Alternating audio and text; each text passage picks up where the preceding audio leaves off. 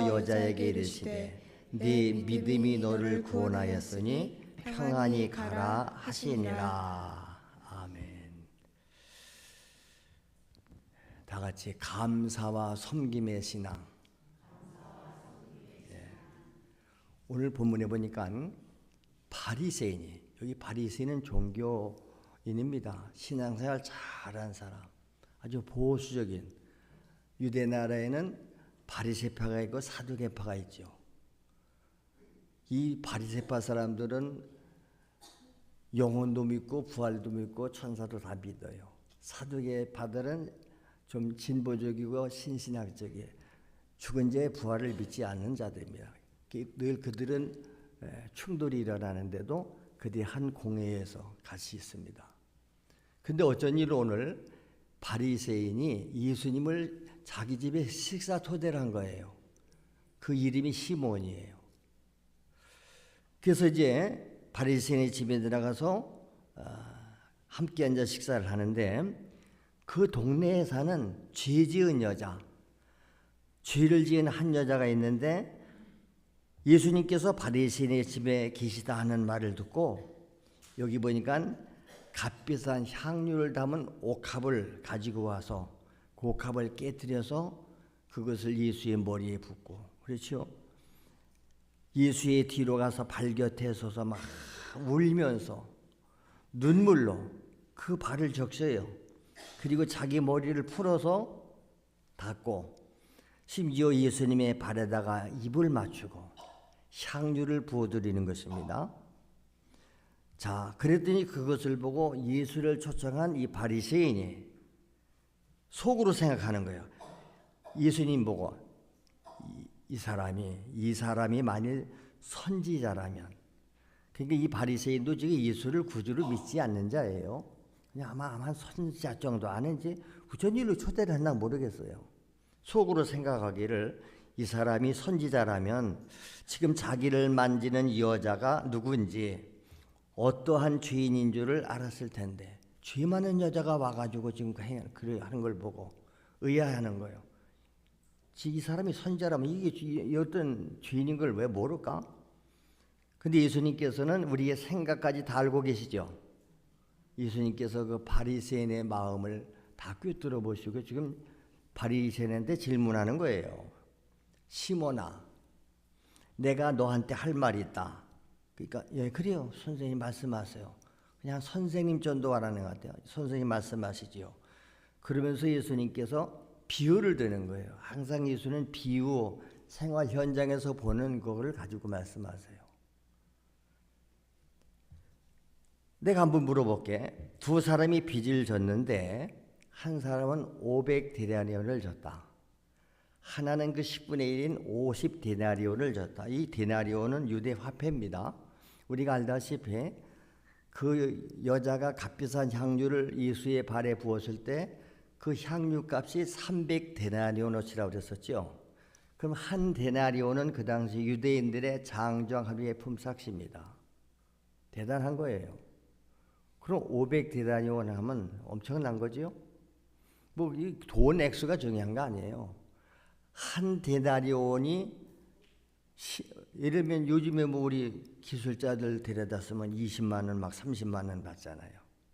물론 이제 노동자 이 아르바이트생들도 최저임금 있잖아요. 한 돈 만 원 가지요. 돈 만 원.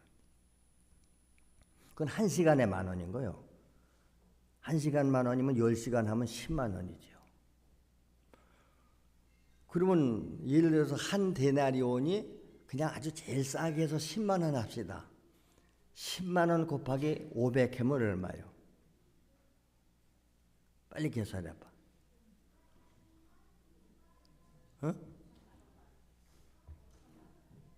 5천만 원?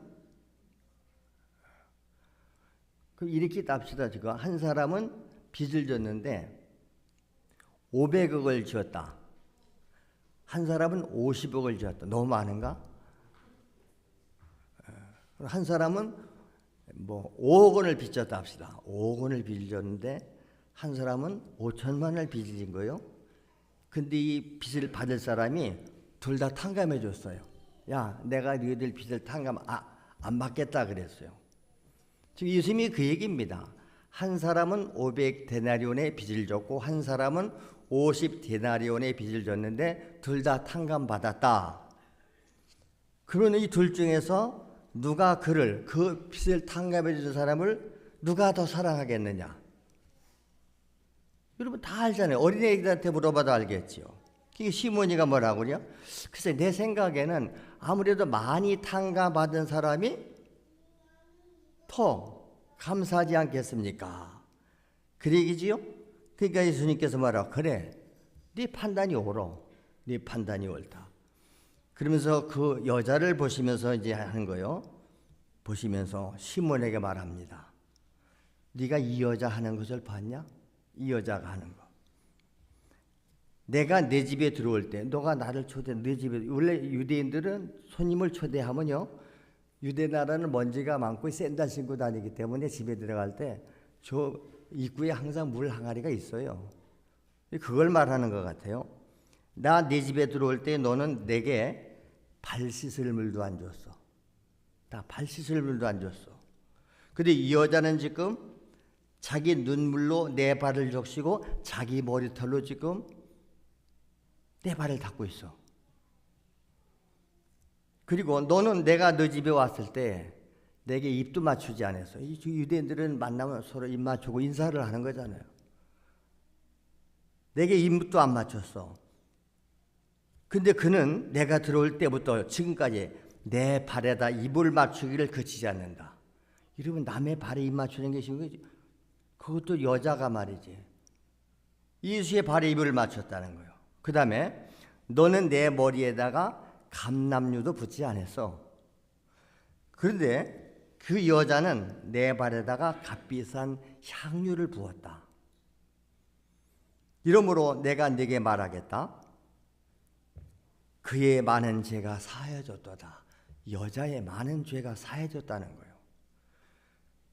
왜냐? 이는 그의 사랑함이 많음이라. 주님을 사랑하는 사랑이 많다는 거예요. 그러면서 하는 말이 사함을 받은 일이 적은 자는 적게 사랑한다. 우리가 다 하나님 앞에 똑같이 죄사함 받았잖아요. 사함을 받은 일이 적은 사람은 적게 사랑하는 거죠. 그러면 사함을 받은 것이 크면 아까 그게 빚 얘기가 아니 500데나리온의 빚진 사람하고 50데나리온의 빚을 진 사람이 둘 다 탕감 받았는데 누가 더 탕감받은 자를 사랑하겠냐 이 말이 500데나리온. 오늘 우리가 주님께 똑같은 은혜를 받고서도 은혜를 은혜로 깨닫는 사람만이 그만큼 하나님께 감사하는 거예요. 그만큼 하나님을 사랑하는 거예요. 그 사람이 하는 행동을 보면 감사하는 거, 그가 섬김의 삶을 사는 거 보면 아, 저분은 은혜를 많이 받았구나. 교회 와서 그게 변화되는 거예요.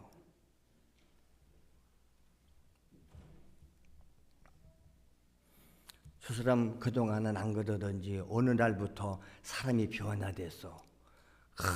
주님 사랑하고 교회 사랑하고 영혼 사랑하고 교회 와서 섬기고 그걸 보면 아, 저 사람 주님 사랑하는구나. 교회 사랑하는구나. 그죠? 그러면서 예수님께서 그 여자에게 하는 말이 네 제사함을 받았다 그래요. 그러니까 함께 앉아있던 자들이 지금 말은 못하고 속으로만 지가 누군데 남의 죄를 사해요. 속으로 그러는 거예요. 그러니까 저들은 거기 있는 모든 이들이 지금 예수님을 구주로 믿지 않는 자들이에요. 근데 지가 예수님이 그런 것 때문에 지금 자꾸 책 잡히는 그래서 잡아 죽이잖아요.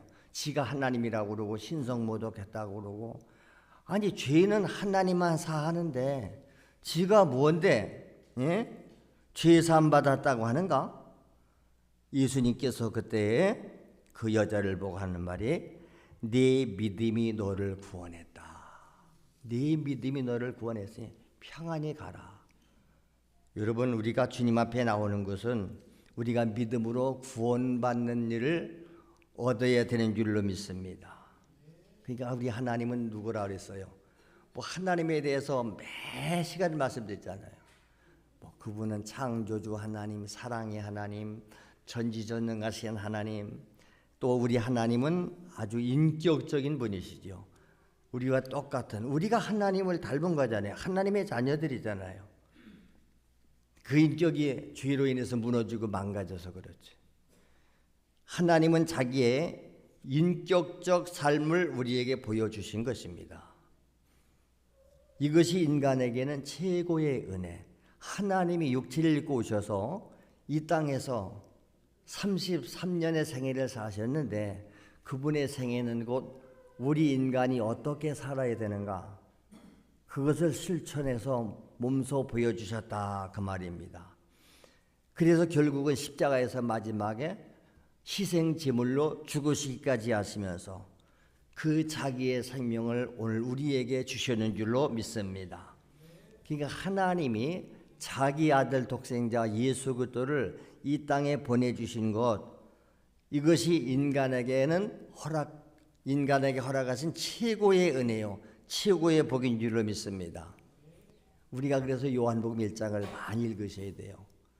요한복음 1장의 1절부터 보면 태초에 말씀이 계셨는데 이 말씀이 하나님과 함께 계셨는데 이 말씀이 곧 하나님이시다. 그게 예수님이잖아요. 근데 그 말씀이 육신이 돼서 우리 가운데 거하시는데 우리가 그 영광을 보니 독생자의 영광이요 은혜와 진리가 충만하더라. 1장 1절부터 쭉 보면 이렇게 나와요. 만물이 그로 말미암아 지은 바 됐고, 그분이 자기가 지은 땅에 왔는데 자기 백성들이 영접하지 않더라. 그러나 그 가운데서 영접하는 자, 주인으로 구주로 영접하는 자들에게는 하나님의 자녀가 되는 권세를 주셨는데, 이 하나님의 자녀가 되는 권세는 육정으로나 혈통으로나 사람의 뜻으로 되는 게 아니고 하나님께로부터 난 자들이니라. 그리고 하시는 말씀이 14절이에요. 그 말씀이신 하나님이 육신을 입고 이 땅에 오셨는데 은혜와 진리가 충만하더라. 그래서 그 아들, 하나님의 아들 예수 그리스도로 말미암아서 우리가 속죄를 받았고 영원한 멸망, 지옥의 형벌에서 우리를 구원하신, 그래서 예수가 뭐다? 예수가 영생이요 예수가 바로 생명인 줄로 믿습니다. 예수님이 요한복음 14장 6절에 그랬잖아요. 내가 길이고 내가 진리고 내가 생명이요 나로 말미암지 않고는 아버지께로 하나님 나라에 갈 수가 없다 말씀했지요. 그리고 우리가 꼭 알아야 할 말씀이 요한일서 5장 12절입니다. 요한일서 5장 12절을 보세요. 아들이 있는 자에게는 뭐가 있고?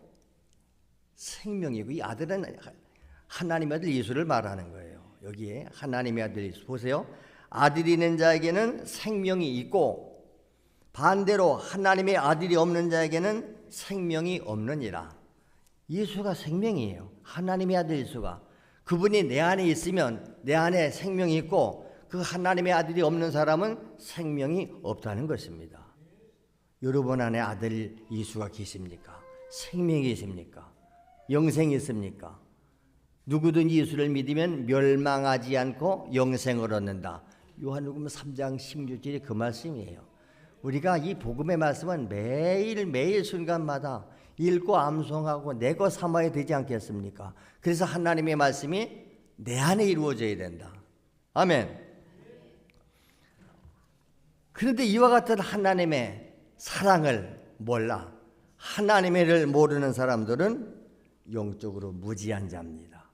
세상의 지식에는 밝을지 몰라요. 공부 많이 했기 때문에. 성경 공부도 많이 했으니 성경 박사도 될 수 있어요. 성령에 대해서 배운 성령에 대해서 박사님 됩니다. 성령 박사님 계신가 모르겠어. 성경 박사는 있죠. 근데 문제는 하나님의 사랑을 모르면 영적으로 무지한 자요. 알면서도 감사할 줄 모른다면 그는 무인격자입니다. 우리가 사람이 그렇잖아요. 누구한테 사랑을 받고 은혜를 받았으면 뭐 하는 거요? 감사할 줄 알고 보답할 줄 아는 거죠. 사랑을 받고서도 은혜를 받고서도 감사하지 않는 자를 뭐라고 그래? 무인격자. 인격이 없다 이 말이야. 인격. 사람은 그래서 인격이 고상해야 되는 거예요. 너무나 보고 우리가 문명인들을 서양인들을 보고 왜 그러는 줄 아세요? 모든 게 만남 인사 감사합니다. 고맙습니다. 우리 하나님 앞에도 엄청난 사랑과 은혜를 우리가 받았다면 당연히 감사할 줄 알아야 되는데 사랑을 알았다고 하면서 말로는 해요. 간증도 해요. 뭐 하나님 우리를 사랑해서 죄사함도 받고 내가 영생도 받았고 근데 왜 감사를 모르냐? 그런데 왜 헌신할 줄 모르냐? 왜 섬길 줄 모르냐? 입만 가지고 하는 거예요. 그래서 하나님의 그 크신 사랑과 무관한 자, 아무 관계가 없는 사람은 영원히 멸망한 자입니다.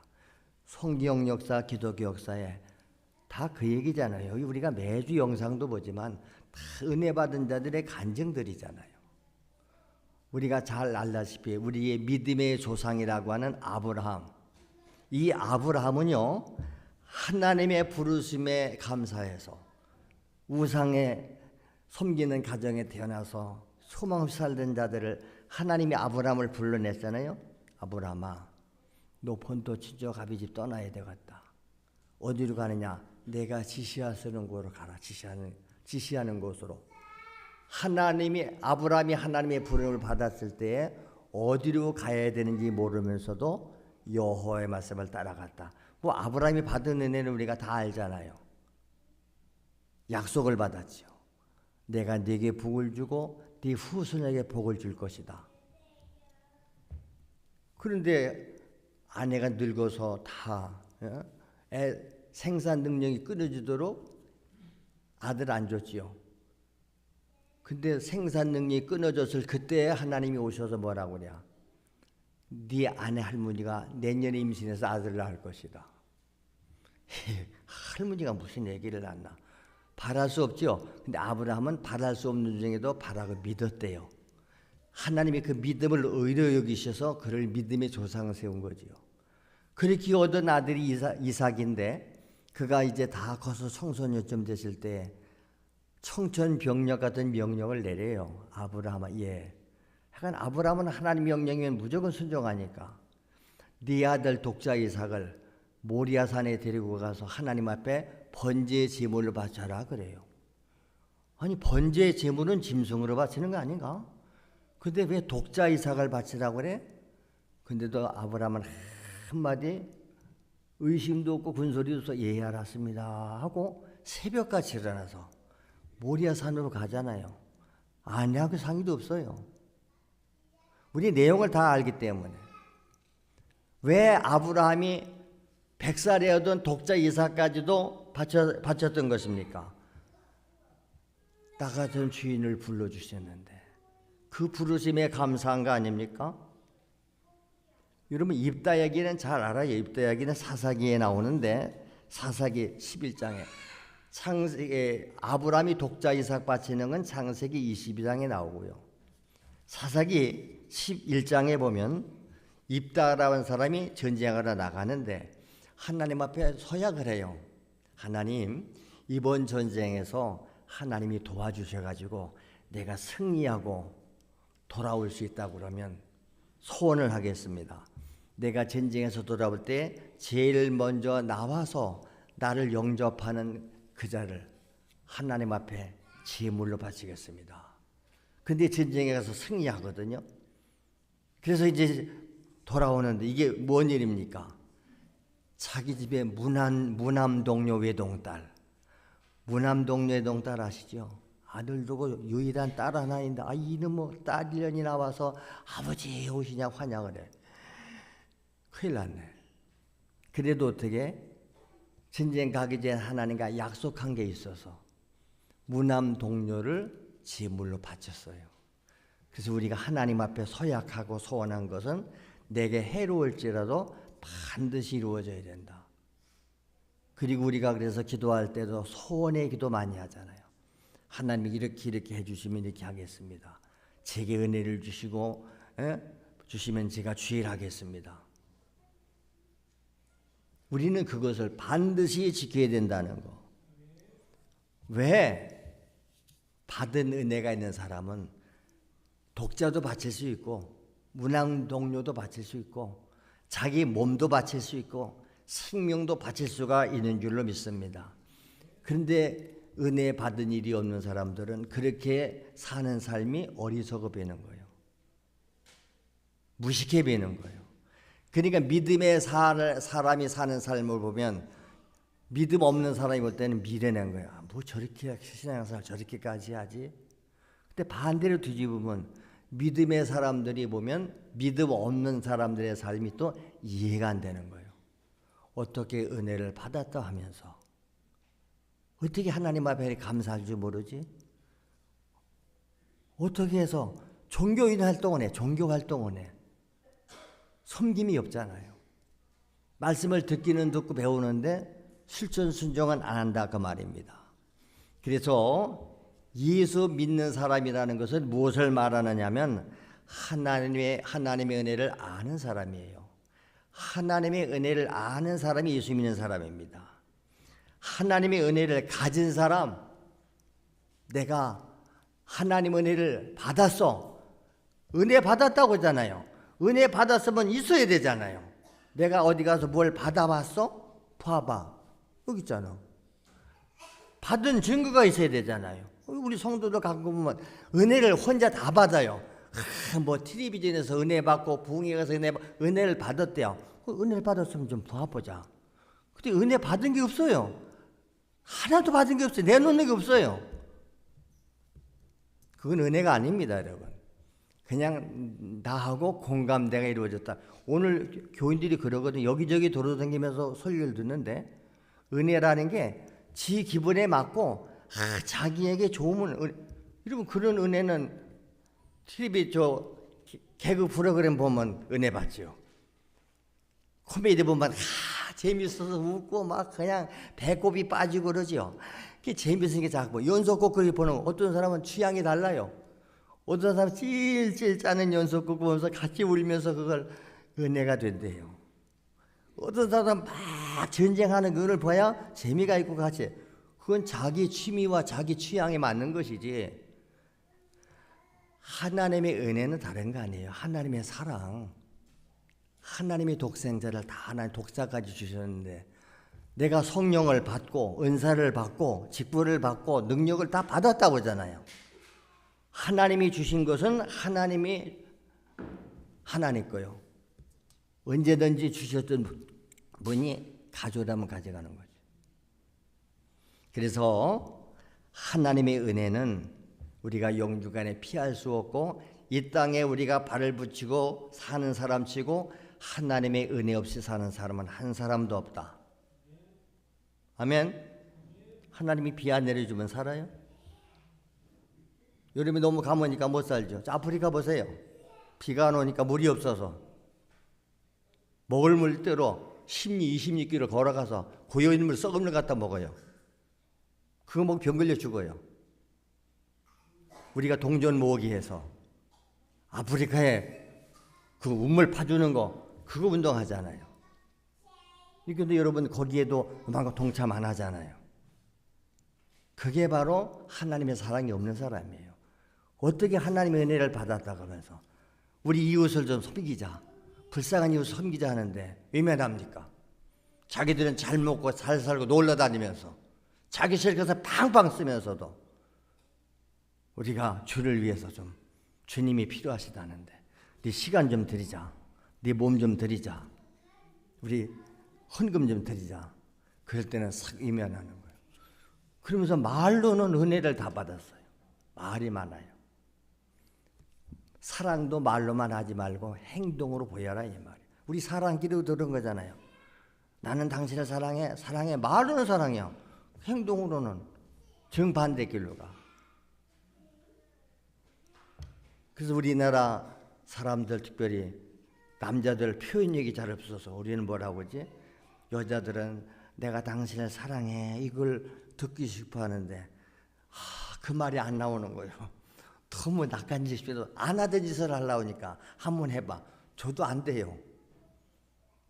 글로도 못 써요. 아니 글로는 쓰면 되잖아. 사랑하는 당신 그게 안 돼요. 말로 안 되잖아요. 그래서 그럴 때 뭐라고 그러죠? 뭐 사랑을 그 말로 표현해야 돼요. 행동으로 보여주면 되지. 어떤 사람은 행동도 안 보이면서 행동으로 보인대요. 행동으로 보여주잖아요. 그 사람의 필요를 다 채워준다 이 말이에요. 짐도 내가 대신 져주고. 우리가 주님 사랑하면 그거 주님이 우리를 그렇게 사랑하신 거잖아요. 우리 주님은 우리 하나님은 우리의 필요한 것을 다 하세요. 우리의 필요를 다 채워주셨어요. 그리고 우리도 주님이 필요하다고 할 때 주님이 주신 것 가지고 마치 예를 들잖아요. 어린 자녀들에게 과자를 사주고 선물을 사주고 옷을 다 사주죠. 금방 과자를 사주고는 그거 나 하나만 주면 안 될까? 안 돼요. 그거 하나 뺏어 먹으면 울어요. 막 울어요. 왜 내 걸 뺏어갔냐 이 말이에요. 그게 어린애기예요. 그게 오늘 우리의 모습이다 이 말이에요. 하나님이 다 주셨는데 주신 하나님이 그걸 보려고 좀 아니 그거 하나 어른이 먹고 싶어서 달라고 그랬겠어요. 어떻게 하나 보려고 나 좀 하나 줘봐. 그럼 주고 먹고 아이고 맛있어라. 아이고 고마워라. 감사해라. 내가 보상을 해야 되겠네. 오히려 보상을 해주잖아요. 이건 이제 예를 드는 거예요. 우리 하나님이 똑같다. 그래서 그런 은혜를 우리가 깨달으면 신앙의 성장 성숙도에 따라서 표현력이 달라진다. 그 말입니다. 우리 기독교인의 사명은 그래서 하나님의 은혜를 모르는 사람들한테 가서 하나님의 은혜를 가르쳐주고 깨닫게 해주는 거예요. 여기도 너들 나와서 앉아있잖아. 요셉이가 뭘 그렇게 떠드냐 너. 하나님의 은혜를 모르는 사람한테 자꾸 하나님의 은혜를 깨닫게 해주는 거잖아요. 좀 하나님의 은혜를 깨달아라 좀. 깨달았으면 감사할 줄 알아. 우리 기독교인의 삶에 그거예요. 우리 가족 중에 우리 이웃에 하나님의 사랑을 모르고 저렇게 하나님 안 섬기고 육신의 정욕으로 세상 쫓아다니며 죄질 때 하나님의 사랑을 좀 깨달아. 하나님은 자기 생명까지 외아들까지 주셨고 예수는 나를 위해서 대신 죽어주셨는데 그래서 우리가 교회에서도 자꾸 감사하자. 매주일마다 감사하는 거잖아요. 예배는 감사예요. 감사 절기를 드리는 것도 여기까지 지내온 곳, 금년 반년 동안 지내온 곳, 금년 한 해 지내온 것도 다 하나님의 은혜다. 우리 받은 만큼 깨달아진 만큼 하나님께 감사합시다. 그러잖아요. 그래서 나중에 감사를 받아보면 이야 한심한 거예요. 이 사람 내가 봐도 하나님의 은혜를 많이 받았는데 복을 너무 많이 받았는데 야 그런데 감사할 줄 모르네. 아직 하나님의 은혜를 모르는구나. 하나님의 사랑을 모르는구나. 영적으로 어린애기 같으니까 어린애기들이기 때문에 그래서 짐을 안 지우는 거예요. 믿음이 약한 사람한테는 그래서 자꾸 어려운 부담 주지 말라고 하잖아요. 그래서 항상 우리는 뭐라고 그러죠? 자기 믿음만큼 은혜 받은 만큼 감사할 줄 알아라. 열매를 보면 아는 것이다. 그 말입니다. 그래서 감사가 뭐냐? 감사는 은혜 받은 자의 고백입니다. 다 같이 은혜 받은 자의 고백이다. 참 감사합니다. 그렇죠? 그래서 목회자에게 최고의 보답이 뭔지 아세요? 오늘도 예배를 통해서 말씀을 통해서 은혜 많이 받았습니다. 감사하는 거예요.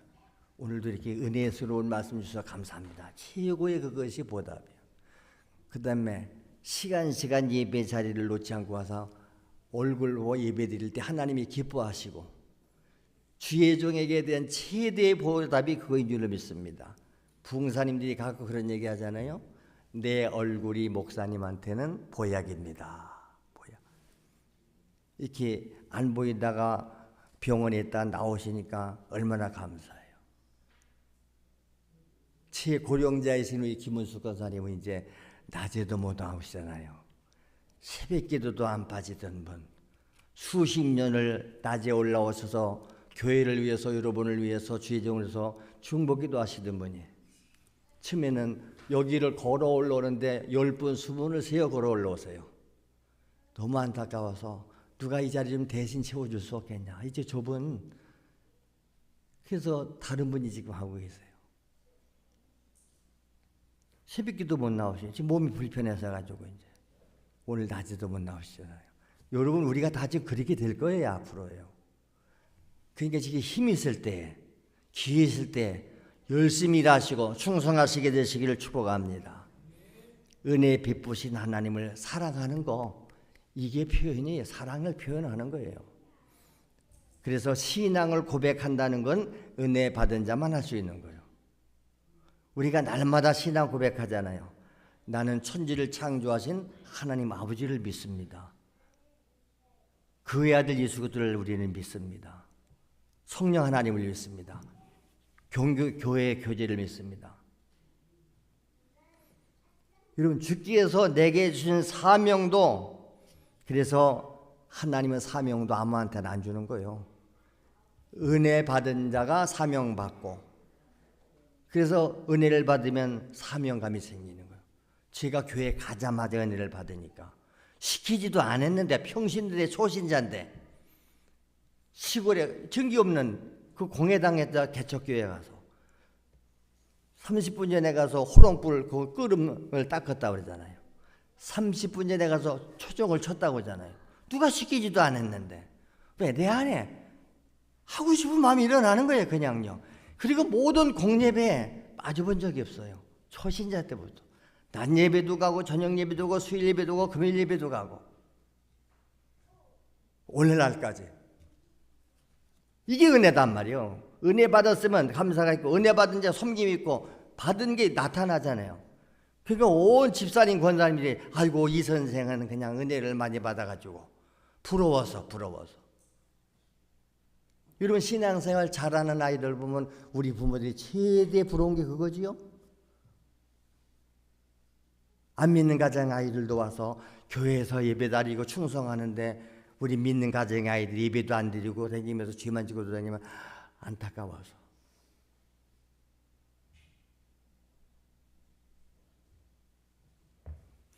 여러분 아시지요?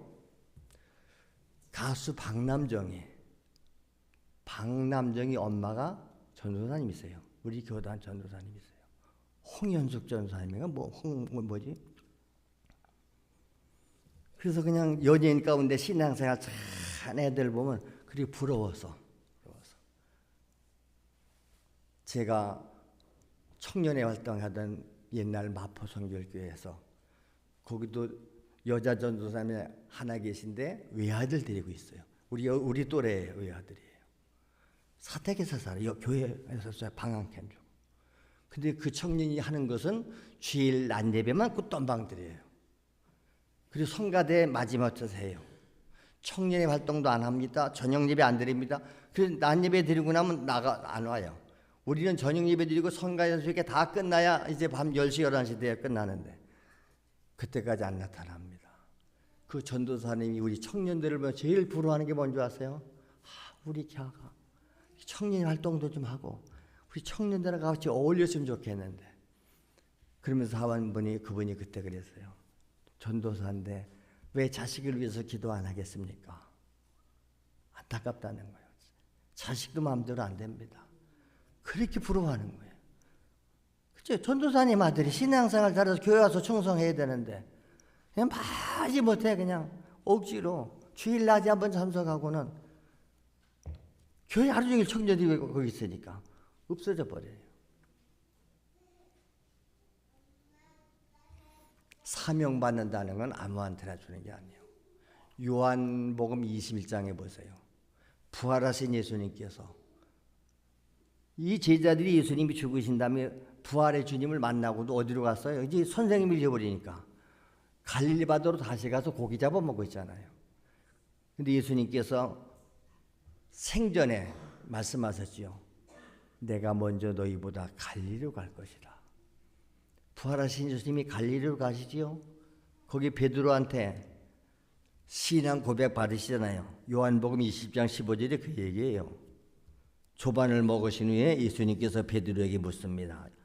요한의 아들 시몬아, 네가 이 사람들보다 나를 더 사랑하냐?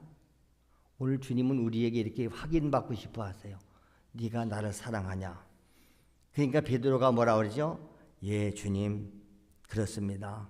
내가 주님 사랑하는 거 주님도 아시지 않습니까? 그럴 때 뭐라고? 그래, 그러면 내 양을 먹여. 내 양 먹여. 내 양 먹이는 뭐죠? 영혼 관리하라. 여기 양은 영혼이에요. 목회자들은 주님의 양을 치는 목자들이에요. 사명받으니까 양을 먹이는, 그래서 영혼을 구원하고 영혼에 필요한 것을 먹이고 양을 치는 목자 같은 삶을 살아라.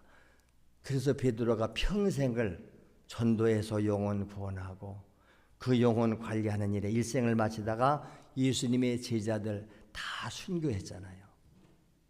왜 그랬을까요? 저들이 주님의 사랑을 너무 받았기 때문에, 은혜를 받았기 때문에. 그 후예들이 오늘도 오늘날 교회를 이렇게 이어오고 있는 줄 믿습니다. 우리들이 한 것처럼 우리의 뒤를 이어서 자녀손들이 우리 대를 이어야 되지 않냐 이 말. 그래서 다음 세대를 위해서 기도하고 다음 세대들이 우리의 자리를 이어야 된다. 오늘 교회가 젊은이들이 다 세상을 흘러 떠내려가고 있잖아요. 죄악의 물결에 마귀의 유혹에 넘어가서 지옥으로 떠내려가고 있는데 건질 주인 맞는데 누가 건질 것이냐. 우리가 주님께 감사하는 것은 그래서 하나님의 은혜를 받은 연고예요. 은혜를 받고 나면 뭔가 내가 주를 위해서 보답하고 싶은 마음이 일어나지 않겠습니까? 그래서 제자들은 주님의 은혜에 감사해서 자기들의 목숨도 조금도 귀한 것으로 여기지 않고 주님 일에 기꺼이 바쳐는 줄로 믿습니다. 사도행전 20장 23절 24절에서 바울이 고백하는 거잖아요. 오직 성령이 각성해서 내게 증언해서 결박과 환난이 나를 기다린다고 해. 그러나 내가 달려갈 길, 내가 주 예수께 받은 사명, 그게 뭔데? 하나님의 은혜의 복음을 증언하는 일을 마치려 함에 있어서는 나는 내 생명도 조금도 귀한 것으로 여기지 않는다. 복음 전하는 일에 내 생명도 조금도 귀한 것으로 여기지 않는다. 그래서 복음 전하다가 다 순교한 거예요. 우상 숭배 거절하다가 순교당했고, 기도하지 말라는데 기도했다고 다 죽여버리고, 예배 드리지 말라고 한 사람이 예배 드리냐 죽여버리고, 북한 공산주의자들이 지금 종교가 있습니까? 기독교인이 있습니까? 저런 세상 속에서도 지금 숨어서 예배 드리는 지하교인들이 북한에 있자고 말하지 않습니까? 목숨 거는 거예요. 왜? 저들은 하나님의 사랑을 알았기 때문에, 받았기 때문에 하나님을 떠날 수도 없고 버릴 수도 없는 거예요. 그 공산치하에서 자식들에게 복음을 전해가지고 그 자식들이 예수를 믿어요 지금요. 이렇게 신앙의 힘은 무서운 것입니다. 감사는 내 목숨이라도 드릴 만큼 표현하고 싶은 은혜의 분량. 그래서 우리가 사람들끼리도 서로 사랑하면 어떻게 하죠? 죽도록 사랑한다. 내가 너를 위해서 내 목숨을 바친다. 상대방이 죽을 때부터 그러니까 우리 같이 죽자. 죽도록 사랑한다 이 말. 우리가 주님을 사랑하는 그런 거예요. 나는 주를 위해서 목숨을 바쳤습니다. 목숨 걸고 주님 따라갑니다. 성령 하나님은 이렇게 은혜 입은 자들이 하나님의 은혜에 감격해서 하나님의 은혜를 보답하며 살려고 할 때 성령 하나님은 믿는 자 속에 계시죠. 여러분 그거예요. 아까 하나님의 아들이 내 안에 있는 자는 생명이 있다. 하나님의 아들 예수가 어떻게 와요? 지금요 성령으로 오신 거예요. 말씀으로 오신 거예요. 할렐루야. 내 안에 성령 하나님이 계시고 내 안에 하나님 말씀이 계신다면 그분이 나를 감동하시고 감화하시고 끌고 가는 거예요. 내가 내 뜻대로 사는 게 아니에요. 어떤 때는 가기 싫어도 가라니까 가야 되고 하기 싫어도 하라니까 해야 되고. 우리도 똑같이 다 육체를 입었어요. 여러분과 똑같은 육체예요. 저도 안 자면 졸리고 안 먹으면 배고프고요. 다 하고 싶어요. 그래도 항상 매일 첫 시간을 주님 앞에 나와서 주님을 찬양하고 예배하고 말씀 듣고 주님의 앞 기도하고 매사가 내 생각 내 뜻 버리고 주님의 뜻을 따르지 않습니까? 바로 초대 예루살렘 교회 성도들이 오순절 성령 받으니까 성령에 사로잡혀서 바깥에 나가 전도했고, 달마다 성전에 모였고, 사도들에게서 가르침 받았고, 그저 나가면 예수 그리스도를 전했고, 다 목숨 거쳐서 우리나라에 복음 전하러 온 젊은 미국의 청년들 다 보셨잖아요. 그 젊은 청년들이 이 한국 땅에 복음을 들고 와가지고 복음 전하고 나서 다 순교했잖아요. 그 피의 공로가 오늘 우리에까지 이 신앙이 물려받아 주는 줄로 믿습니다. 성령도 그래서 감사하는 자들에게는 더욱 큰 은혜로 인도하시고 매사에 삶의 방향을 제시해 주시는 줄로 믿습니다. 은혜는 다른 거 아니에요. 성령께서 나의 갈 삶의 방향을 제시해 주는 거예요. 그래서 기도하라는 거예요. 하나님, 제가 무엇하기 원하십니까? 어디로 가기 원하십니까? 이걸 물어야지요. 잘 모르니까 기도하는 부모나 지도자들에게 도움받는 거죠. 위해서 기도해 주세요. 제가 어떻게 하는 것이 하나님이 기뻐하는 일이겠습니까? 잘 모르겠는데. 그러냐? 같이 기도해 보자. 이것이 지도자들인 줄로 믿습니다. 우리 자녀들의 앞길을 그렇게 인도해 줘야 되지 않을까요? 애들이 지금 어디로 가야 될지 몰라요. 근데 그걸 자기들이 결정하고 친구들끼리 결정한다는 거예요. 왜? 내 인생의 경로를 안내해주고 지도해줄 만한 사람이 없습니다. 바로 하나님의 은혜가 우리의 갈 길을 인도하시는 줄로 믿습니다. 윤한규 목씨가 부른 게 그거잖아요. 서울 가요제에서 대상 받을 때, 내가 해로울 때 누가 나를 위로해 주지? 바로 여러분. 여러분, 그 여러분은 처음 작사에는 아니에요. 내가 해로울 때 누가 나를 위로해 주지? 오직 예수님, 우리 주님. 그 가사를 해서 이렇게 부르겠다고 했더니 거기서 이건 안 돼. 가사가 종교적인 색채를 띈 것은 안 됩니다. 그래서 그때 가사를 바꾼 게 그 주님을 여러분으로 바꿔 불렀다고 윤한기 씨가 나와서 간증했잖아요. 그들은 지금도 그렇게 노래를 부르지만 내가 외로울 때, 내가 힘들 때 나를 위로해 줄 분은 주님뿐이십니다. 우리 믿는 사람은 한 가족이기 때문에 그래서 서로가 위로자가 되어주고 힘들 때 같이 서로 짐을 져주는 거. 그래서 우리는 예수 가족이라고 그러잖아요. 여러분, 예수 가족이 진짜 가족 아닌가요? 아까 김은숙 권사님 말씀드렸지만 아들 하나 서울 살아요. 지난번 어렵다니까 한번 왔다 갔다 하는데 잠깐 왔다 그냥 가잖아요. 지금 누가 돌봐옵니까? 그 요양사가 하루 몇 시간 돌봐준대요.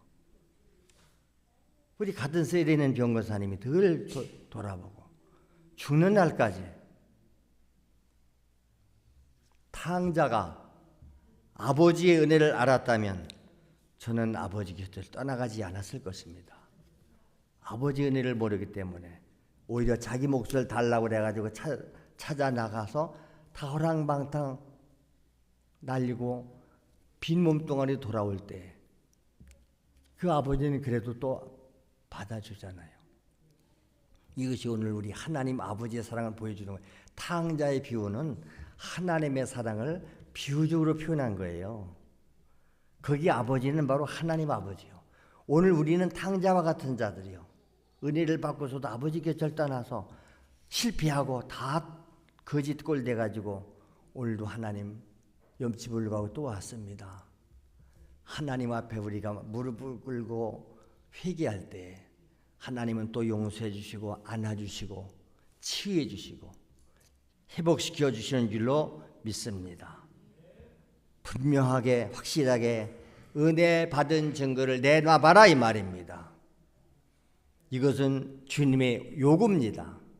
은혜 받은 자의 마땅히 해갈 도리인 것입니다. 그래서 시편 50편 22절 23절이 그 얘기입니다. 하나님을 잊어버린 너희여 이제 이를 생각하라. 그렇지 않으면 내가 너희를 찌질이니 건질 자가 없다. 하나님의 은혜를 잊어버린 자를 보고 뭐라 그래요? 하나님을 생각하고 회개하라는 거예요. 안 그러면 하나님께서 찢어버린대요. 내가 찢으면 너희를 건질 자가 없다. 그러나 반대로 감사로 제사를 드리는 자가 나를 영화롭게 하나니, 감사로 예배를 드리는 자가 하나님을 영화롭게 하는 줄로 믿습니다. 그러면 그의 행위를 옳게 하는 자에게 내가 하나님의 구원을 보이리라. 감사하는 자에게 하나님의 은혜를 보여줄 것이다. 그러니까 은혜 베풀어 주신 하나님과 은혜 받은 우리가 최고의 기쁨의 절정이 뭐지요? 하나님을 예배하는 거예요. 감사의 예배. 오늘도 그런 은혜를 감사하면서 하나님 또 왔습니다. 그러나 지난 한 주간 우리는 또 실패하고 왔어요. 탕자가 왔어요. 그래도 하나님은 잘 왔다고 또 구원하시고 싸매주시고 위로하시고 치유하시는 이 역사가 오늘도 우리 모두에게 넘쳐나게 되시기를 축원합니다. 기도하겠습니다. 우리가 하나님의 은혜를 몰라서 감사할 줄도 모릅니다. 다 하나님의 은혜가 아닌 것이 없다고 노래는 잘도 부르는데 우리가 실제적으로 감사할 줄도 모르고 하나님을 예배하는